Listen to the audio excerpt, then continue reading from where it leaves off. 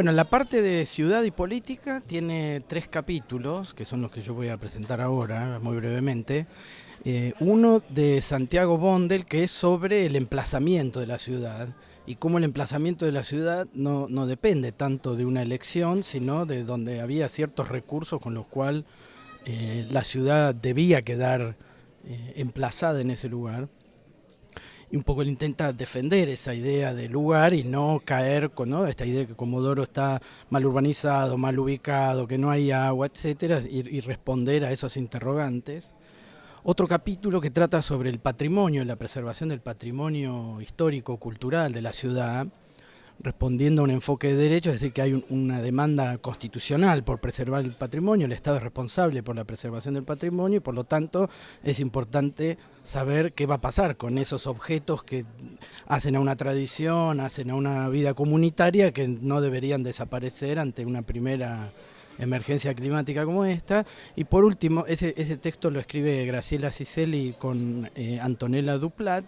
Y el último texto, que es el capítulo que escribí yo, que se llama Comodoro Ciudad Redonda, que trata sobre la forma de la política en Comodoro y cómo Comodoro aparece como una ciudad redonda. Si uno deja un objeto redondo en un terreno irregular y lo deja sin rumbo, se va a mover por las fuerzas que lo vayan impulsando, ¿no?, el terreno, los obstáculos, etcétera, pero no va a tener un destino definido. Entonces me parece a mí que la política en estos días de crisis operó como si Comodoro fuese una ciudad redonda que iba donde lo llevaba el agua, donde lo llevaban las demandas de vecinos, pero que no había una dirección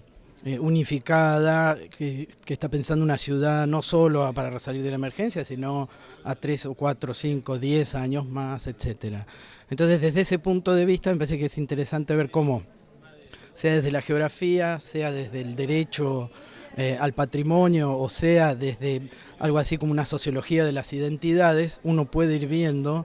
que la emergencia no solo fue una contingencia climática, sino que también es una contingencia que hace a un montón de relaciones sociales y a redes de relaciones que operaron frente a la lluvia. Es que una de las cosas que yo retomo en el capítulo es cómo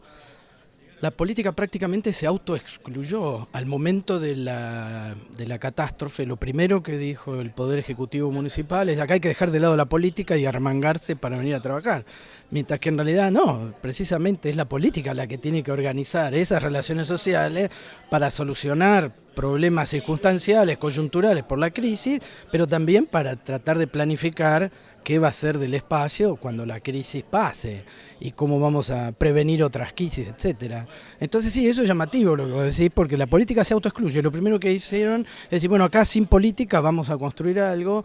y si no hay política es muy difícil pensar, bueno, quién va a decidir, cómo se van a tomar las decisiones, qué se va a hacer con la ciudad. Eso precisamente es parte de una discusión política. Entonces, por más que intente autoexcluirse, obviamente que no lo logran, ¿no?